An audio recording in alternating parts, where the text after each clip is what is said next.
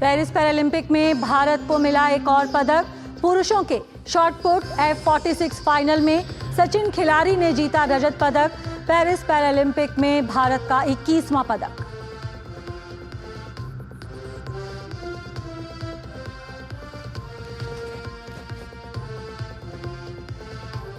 Paris Paralympic में शानदार प्रदर्शन करने वाले भारतीय पैरा बैडमिंटन खिलाड़ियों को केंद्रीय खेल मंत्री ने किया सम्मानित। राजधानी दिल्ली में हुआ सम्मान समारोह का आयोजन।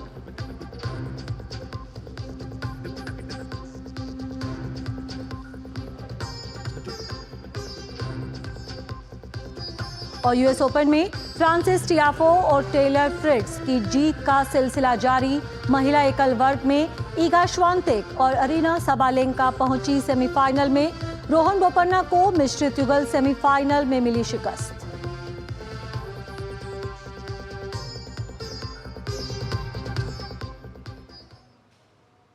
और खेल समाचार में सबसे पहले खबरें पेरिस पैरालंपिक से जुड़ी हुई।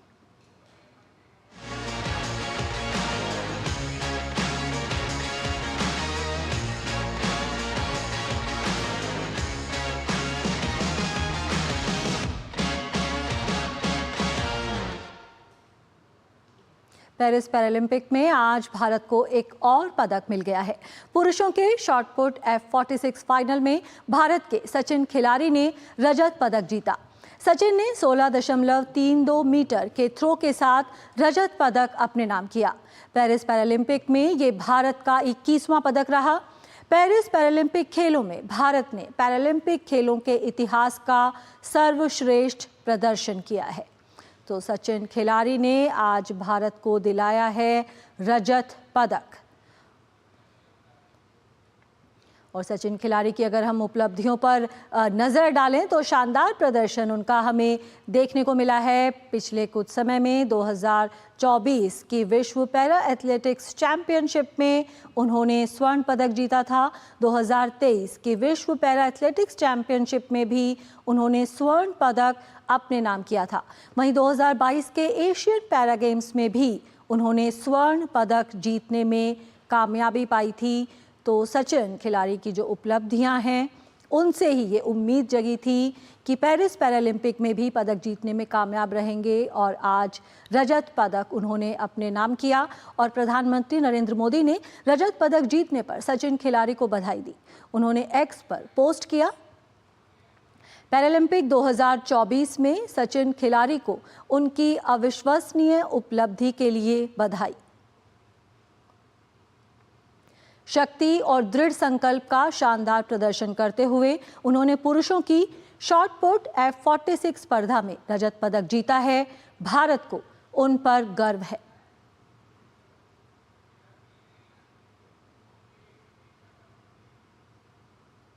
प्रधानमंत्री नरेंद्र मोदी ने पेरिस पैरालंपिक 2024 में भारतीय खिलाड़ियों के ऐतिहासिक प्रदर्शन की सराहना की। पीएम मोदी ने भारतीय पैरालंपिक खिलाड़ियों की तारीफ करते हुए सोशल मीडिया साइट एक्स पर लिखा, भारत को गर्व और प्रसन्नता है। हमारे बेहतरीन पैरालंपिक दल ने किसी भी पैरालंपिक में हमारे देश के लिए अब तक के सबसे ज़्यादा पदक जीतने का रिकॉर्ड बनाया है। यह हमारे एथलीटों के समर्पण, जुनून और दृढ़ संकल्प को दर्शाता है। हर खिलाड़ी को बधाई। आज के बाकी अपडेट्स पर नजर डाल लेते हैं। पेरिस पैरालंपिक में टेबल टेनिस में आज भारत को बड़ा झटका लगा। टोक्यो पैरालंपिक की पदक विजेता भाविनाबेन पटेल को क्वार्टर फाइनल में हार का सामना करना पड़ा। महिलाओं की WS4 वर्ग में भाविना को चीन की खिलाड़ी के खिलाफ 1-3 से शिकस्त का सामना करना पड़ा। साइकिलिंग में पुरुषों की C2 व्यक्तिगत वर्ग में अरशद साइक 11वें स्थान पर रहे।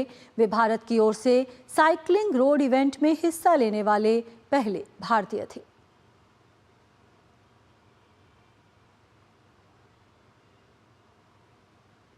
साइकिलिंग में ही महिलाओं के C1-3 इवेंट में भारत की ज्योति गडरिया भी कुछ खास प्रदर्शन नहीं कर पाई।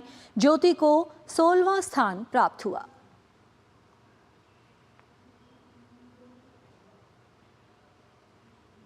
पैरा निशानेबाजी के मिश्रित 50 मीटर पिस्टल SH1 में भारतीय खिलाड़ी फाइनल में जगह नहीं बना सके। निहाल सिंह 19वें और रुद्रांश खंडेलवाल 22वें स्थान पर रहे।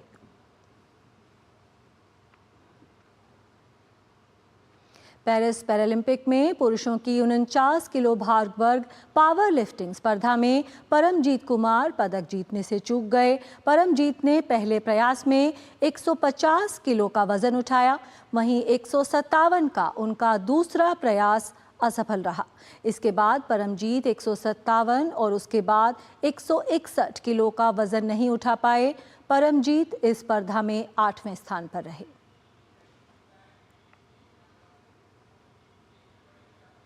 वहीं पेरिस पैरालंपिक में पैरा तीरंदाज हरविंदर सिंह का शानदार प्रदर्शन जारी है। हरविंदर सिंह ने क्वार्टर फाइनल में स्थान बना लिया है। तो पैरा तीरंदाज हरविंदर सिंह ने पेरिस पैरालंपिक में क्वार्टर फाइनल में स्थान बना लिया है। रिकर्व तीरंदाजी के अंतिम 16 के मुकाबले में उन्होंने चीनी ताइपे के तीरंदाज को हराया। तो हरविंदर सिंह ने यहां पर 7-3 से जीत हासिल की और क्वार्टर फाइनल में उन्होंने जगह बना ली है। टोक्यो पैरालंपिक में हरविंदर ने कांस्य पदक अपने नाम किया था। पैरालंपिक खेलों में तीरंदाजी में भारत को पदक दिलाने वाले पहले खिलाड़ी बने थे हरविंदर सिंह। तो हरविंदर ने टोक्यो पैरालंपिक में जो कांस्य पदक जीता था वो पैरालंपिक खेलों के इतिहास में तीरंदाजी में भारत का पहला पदक था। तो पिछली बार उन्होंने कांस्य पदक जीता था, इस बार फिर उनसे पदक की उम्मीद है और वो क्वार्टर फाइनल में पहुंच चुके हैं। अब नजर डाल लेते हैं कल के दिन पर। पेरिस पैरालंपिक में मंगलवार का दिन भारत के लिए शानदार रहा। भारत ने मंगलवार को कुल 5 पदक जीते। पैरालंपिक खेलों के इतिहास में इस बार ये भारत का सर्वश्रेष्ठ प्रदर्शन है। पेरिस पैरालंपिक में मंगलवार को भारत की दीप्ति जीवनजी ने महिलाओं की 400 मीटर T20 दौड़ में कांस्य पदक जीता। दीप्ति ने यह दौड़ 55.82 सेकंड में पूरी की। पैरालंपिक खेलों में ये दीप्ति का पहला पदक है। वहीं पुरुषों के जेवलिन थ्रो F46 में भारत ने 2 पदक जीतने में कामयाबी हासिल की। भारत के अजीत सिंह ने रजत पदक जीता। अजीत सिंह 65.62 मीटर के थ्रो के साथ दूसरे स्थान पर रहे। वहीं इस प्रतियोगिता का कांस्य पदक भी भारत के ही नाम रहा। भारत के सुंदर सिंह गुर्जर ने 64.96 मीटर के थ्रो के साथ ब्रॉन्ज मेडल पर कब्जा जमाया। पुरुषों की हाई जंप T63 में भी भारतीय खिलाड़ियों का दमदार प्रदर्शन देखने को मिला और भारत ने रजत और कांस्य पदक अपने नाम किया। भारत के शरद कुमार ने 1.88 मीटर की जंप के साथ रजत पदक जीतने में सफलता हासिल की। वहीं मरियप्पन थंगावेलु ने 1.85 मीटर की जंप के साथ कांस्य पदक जीता। Sports desk DT news. Paris में चल रहे पैरालंपिक खेलों में शानदार प्रदर्शन करने वाले भारतीय पैरा बैडमिंटन खिलाड़ियों को केंद्रीय खेल मंत्री मनसुख मांडविया ने आज राजधानी दिल्ली में आयोजित एक सम्मान समारोह में सम्मानित किया। इस मौके पर खेल मंत्री ने पैरालंपिक में उल्लेखनीय प्रदर्शन करने वाले बैडमिंटन खिलाड़ियों की सराहना की। पैरालंपिक में 5 भारतीय खिलाड़ियों ने पदक जीतने में सफलता पाई। ओलंपिक में भारत के पैरा बैडमिंटन खिलाड़ियों का शानदार प्रदर्शन देखने को मिला। भारतीय खिलाड़ियों ने 1 स्वर्ण सहित 5 पदक अपने नाम किए। स्वदेश वापसी पर इन खिलाड़ियों का भव्य स्वागत हो रहा है। इसी कड़ी में राजधानी दिल्ली में पैरा बैडमिंटन खिलाड़ियों के स्वागत के लिए केंद्रीय खेल मंत्री मनसुख मांडविया की उपस्थिति में सम्मान समारोह आयोजन किया गया। इस मौके पर खेल मंत्री ने भारतीय पैरा बैडमिंटन खिलाड़ियों के सफल योगदान के लिए सराहना की और भरोसा जताया कि भारत इसी तरह से खेल में आगे बढ़ता रहेगा। खेल मंत्री द्वारा पदक विजेता खिलाड़ियों को नकद इनाम भी प्रदान किया गया। हमारे 3 गोल्ड मेडल, 7 सिल्वर मेडल और 10 ब्रॉन्ज मेडल हमारे खिलाड़ियों ने हासिल करा है। हम सब लोग चीयर फॉर भारत करके उसका हौसला बढ़ाए और आने वाले दिनों में 11 मेडल के लिए और हमारे खिलाड़ी खेलने के लिए उतरेंगे। मुझे पूरा विश्वास है कि हमारे खिलाड़ी जिस तरह से परफॉर्मेंस पैरालंपिक में कर रहा है उसको देखते हुए आगे भी हमें और अच्छी सफलता मिलेगी। पेरिस पैरा ओलंपिक भारतीय खिलाड़ियों का शानदार प्रदर्शन विश्व स्तर पर भारत की खेल में बढ़ती ताकत का परिचय दे रहा है। भारत की यह सफलता खिलाड़ियों की दृढ़ता और सरकार द्वारा उन्हें दिए जा रहे समर्थन का परिणाम है। We experienced this for the first time in the Asian Para Games 2018 when Prime Minister Sir met us after the conclusion of the Asian Para Games, and then that motivated athletes very hugely and very heavily. And then since then, after every major event, he has invited players and he has met everyone personally. We granted them wishes and gave his blessing to everyone. Paralympic में भारत ने अब तक अपना सर्वश्रेष्ठ प्रदर्शन करने में सफलता पाई है। इसमें बैडमिंटन खिलाड़ियों का अहम योगदान है। पैरा बैडमिंटन में भारत ने 1 स्वर्ण 2 रजत और 2 कांस्य पदक अपने नाम किए हैं। नितेश कुमार ने पुरुष एकल के SL3 श्रेणी में स्वर्ण पदक जीता, वहीं सुहास यतिराज और तुलसीमती मुरुगेसन ने रजत पदक हासिल किया। नित्याश्री और मनीषा रामदास कांस्य पदक हासिल करने में कामयाब रही। डीडी न्यूज के लिए नारायण सिंह की रिपोर्ट। पेरिस पैरालंपिक में भारत के सुहास एल यथिराज ने शानदार प्रदर्शन करते हुए रजत पदक जीतने में सफलता पाई। पैरालंपिक में सुहास का ये दूसरा पदक है। इससे पहले सुहास ने टोक्यो में आयोजित हुए पैरालंपिक खेलों में भी रजत पदक हासिल किया था। अपने प्रदर्शन से सुहास खुश तो हैं, लेकिन स्वर्ण पदक नहीं जीत पाने की थोड़ी सी निराशा भी है। भारत वापस आने पर उनसे खास बात की हमारे संवाददाता नारायण सिंह ने।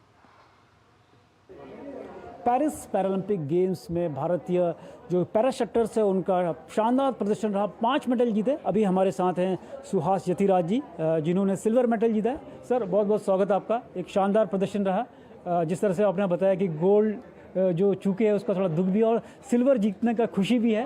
तो सर, जो आप बैलेंस करते हैं अपने एक प्रोफेशनल लाइफ को, खेलों को, तो बहुत चैलेंज रहता हो, तो कैसे मैनेज करते हैं? आपने यूपीएससी भी क्रैक किया है और पैरालंपिक जैसे मंच पे मेडल भी जीता है, तो कितना टफ रहता है ये सब बैलेंस करना? ज़िंदगी में ना कोई अगर अच्छी चीज़ पाना हो तो चैलेंज तो हमेशा रहता ही है, परंतु चैलेंज से डरना नहीं है। और चैलेंज से हम लोग जनरली थोड़ा डर इसलिए जाते हैं कि हमें लगता है कि कभी हम हार जाएंगे उस रास्ते में जाएंगे। तो मेरा ये मानना है कि ज़्यादा से ज़्यादा हारेंगे तो ठीक है, तो कोशिश करेंगे अगली बार कभी ना कभी तो जीत होगी, और इसी एटीट्यूड के साथ जाना चाहिए। और दूसरा मेरा ये ख़ास तौर पे युवाओं के लिए ये कहना है, आप वो रास्ता चुनिएगा जो आपको, जहाँ पे उस सफ़र आपको पसंद हो। क्योंकि जो आप देख रहे हैं कि लास्ट में जब पर्दे में दिखता है कि मेडल मिलता है, तो ये तो क्लाइमैक्स सीन है। जो बाकी जो पिक्चर होता है तो उसमें बहुत सारे आपको पसीने बहानी होती है, बहुत सारे ऐसे पर्दे के पीछे आपको मेहनत करनी होती है जिस वक्त दुनिया आपको देखती नहीं है।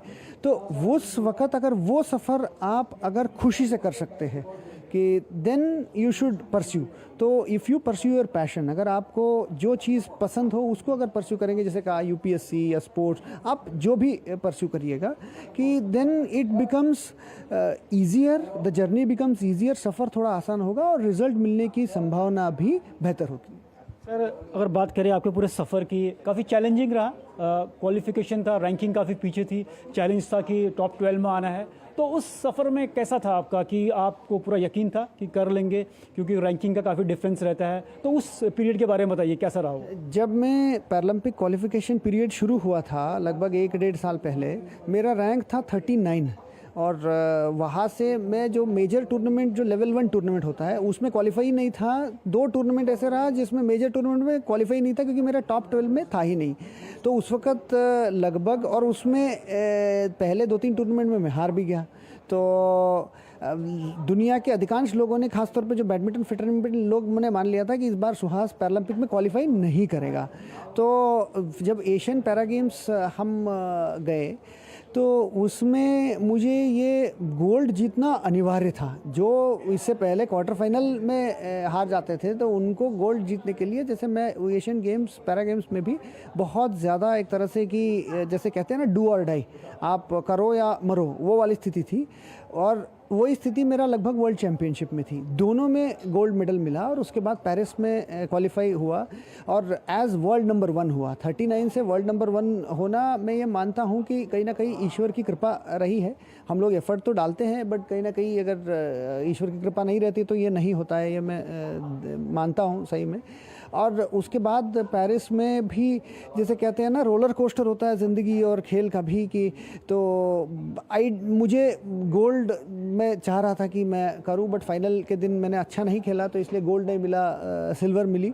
बट देन ओवरऑल जब देखते हैं तो कहीं ना कहीं ज़िंदगी फेयर है कि ज़िंदगी में आप जो डिज़र्व करते हैं वो मिल जाता है। मुझे लगता है कि शायद मैं उतना अच्छा था जितना सिल्वर के लिए मैं उस सिल्वर के लिए लायक था, इसलिए सिल्वर मिला है। अगर मैं गोल्ड के लिए लायक होता तो गोल्ड मिलता। तो बट मुझे इतनी खुशी है कि ईश्वर ने उस लायक समझा और मेरी गेम सिल्वर लायक रही देश के लिए। I am happy for that. Sir बड़ी अचीवमेंट है 39 से लेके टॉप रैंक पे आना, लेकिन ओवरऑल एक भारतीय खेल परिदृश्य की बात करें, काफ़ी आमूलचूल परिवर्तन लगते हैं। जिस तरह से आप देख रहे हैं कि प्रधानमंत्री स्वयं खिलाड़ियों से बात करते हैं, उनसे फ़ोन कॉल करते हैं, हार गए थे तभी उनका एनकरेज करते हैं, साइका सपोर्टर टॉप्स जैसी स्कीम से। तो किस तरह से इस भारतीय खेल परिदृश्य को आप देखते हैं कि जिस तरह से ये खिलाड़ियों को मदद करे, इस पर क्या कहेंगे आप? दुनिया में शायद ही कोई देश होगा, और वो भी इतने बड़े देश में, जहां देश के आदरणीय प्रधानमंत्री जी जो जाते हैं खिलाड़ी उनको जाने से पहले हौसला वर्धन कर रहे तथा आने के बाद उनसे मिल रहे और उनको शाबाशी दे रहे। और ये खिलाड़ियों के लिए एक सीना चौड़ा हो जाता है कि बाकी आपने जो कहा टॉप्स हो, स्पोर्ट्स अथॉरिटी ऑफ इंडिया की स्कीम्स हो, वो तो सपोर्ट तो करती ही है। तो मेरा ये मानना है कि आज की तारीख में खिलाड़ी को जो सपोर्ट चाहिए, ख़ास तौर पे एक अगर लेवल पहुंच गए तो उसके बाद तो सपोर्ट तो मिलती है। हमेशा चुनौती रहता है कि कैसे हम यंगस्टर्स को डिस्ट्रिक्ट लेवल पे ढूंढे, वो चुनौती तो हमेशा ही रहेगी जितने भी अच्छा करें। बट अगर हम खेल में अगर एक लेवल पे अगर प्रूव करें, उसके बाद सपोर्ट बहुत है और बाकी खिलाड़ी के ऊपर है कि वो वहाँ प्लेटफॉर्म पे जाके परफॉर्म कैसे करते हैं। तो आप देख सकते हैं किस तरह से सुहास जी ने अपनी जर्नी के बारे में बताया, किस तरह से वो उनकी रैंकिंग 39 थी, क्वालिफाई किया, उसके बाद उसी पीरियड में उन्होंने पैरा एशियंस का गोल्ड जीता, वर्ल्ड चैंपियनशिप का गोल्ड जीता और यहाँ पेरिस में सिल्वर मेडल जीत के देश की शान बढ़ाई। और पूरा श्रेय जाता है इनकी मेहनत को और एक सपोर्ट सिस्टम को जिस तरह से सरकार कर रही है। और आने वाले समय हम देखेंगे कि हमारे खिलाड़ी और भी ज़्यादा मेडल जीतेंगे देश के लिए, और जो उम्मीद है, जो एक टॉप 10 नेशन में आने की उम्मीद है, वो बरकरार है। और हम पूरी उम्मीद करते हैं आने वाले समय में इंडिया एक स्पोर्टिंग पावर हाउस होगा। कैमरा पर्सन जगमोहन के साथ नारायण सिंह, डीडी न्यूज़, दिल्ली। यहाँ पर लेते हैं छोटा सा ब्रेक, देखते रहिए खेल समाचार। मुथूट फाइनेंस, इंडिया का number 1 most trusted financial services brand. Gold loan लेने के लिए कॉल करें 1-800-313-1212। बात जब पीढ़ियों के लिए बनने वाले घर की हो तो जिम्मेदारी बड़ी हो जाती है। गैलेंट समझता है ये जिम्मेदारी। अब डबल एम रिब्स के साथ गैलेंट एडवांस TMT रीबार, निर्माण का रियल हीरो।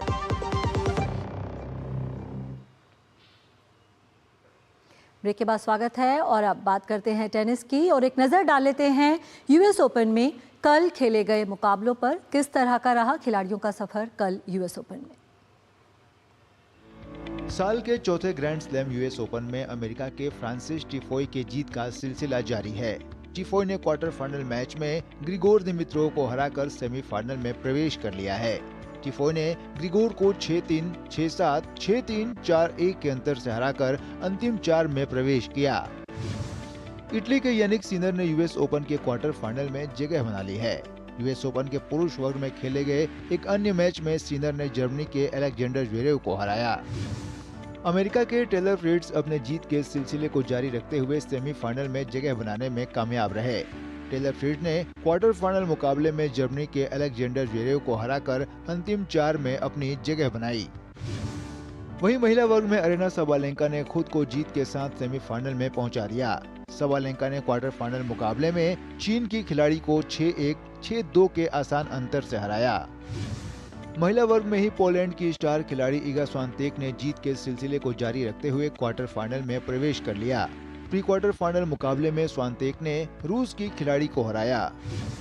अमेरिका की 23 वर्षीय टेनिस खिलाड़ी एमा नवारो ने US ओपन के सेमीफाइनल में जगह बना ली है। नवारो ने क्वार्टर फाइनल मुकाबले में स्पेन की पाउला बडोसा को 6-2, 7-5 के अंतर से हराया। ब्राजील की बियाट्रिस अदाज माया ने US ओपन महिला एकल के क्वार्टर फाइनल में जगह बना ली है। अदाज ने अंतिम 16 में डेनमार्क की कैरोली को 6-2, 3-6, 6-3 से हराकर अंतिम 8 में प्रवेश किया। भारतीय दिग्गज टेनिस खिलाड़ी रोहन बोपन्ना और उनकी इंडोनेशियाई जोड़ीदार एलिया सुजियादी को मिश्रित युगल के सेमीफाइनल में हार का सामना करना पड़ा। भारतीय इंडोनेशियाई जोड़ी को अमेरिकन जोड़ी ने 6-3, 6-4 से हराया। Sports desk, DD news. बात करते हैं फुटबॉल की। उरुग्वे के स्टार स्ट्राइकर लुइस सुआरेज ने अंतर्राष्ट्रीय फुटबॉल से संन्यास की घोषणा कर दी है। शुक्रवार को पैराग्वे के खिलाफ होने वाले 2026 विश्व कप क्वालिफायर का मुकाबला देश के लिए उनका अंतिम मैच होगा। हालांकि क्लब स्तर पर वे अभी खेलते रहेंगे। सुआरेज इस समय मेजर लीग सॉकर में इंटर मायामी के लिए खेलते हैं। उरुग्वे के दिग्गज खिलाड़ी लुइस सुआरेज आने वाले समय में देश के लिए अंतर्राष्ट्रीय मुकाबला नहीं खेलते दिखेंगे। सुआरेज ने सोमवार को अंतर्राष्ट्रीय फुटबॉल से संन्यास की घोषणा कर दी। लगभग 17 साल उरुग्वे के लिए खेलने वाले लुइस सुआरेज पिछले एक दशक से अधिक समय से टीम का प्रमुख हिस्सा थे। शुक्रवार को पैराग्वे के खिलाफ होने वाले 2026 विश्व कप क्वालिफायर का मुकाबला देश के लिए उनका अंतिम मुकाबला होगा। संन्यास का ऐलान करते हुए वो काफी भावुक दिखे।